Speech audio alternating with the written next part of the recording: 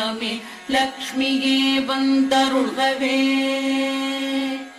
கனகதாரை என்னும் துதி கேட்டு வாழ்விலே ஐஸ்வர்யம் தந்தருள்கவே.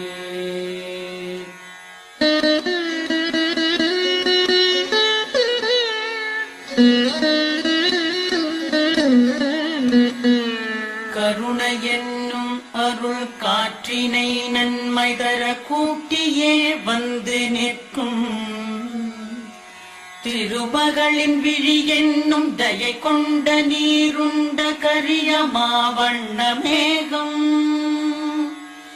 ஏழ்மையால் துயருற்று வாழ்கின்ற சாதக குஞ்சுகளம் எங்களுக்கு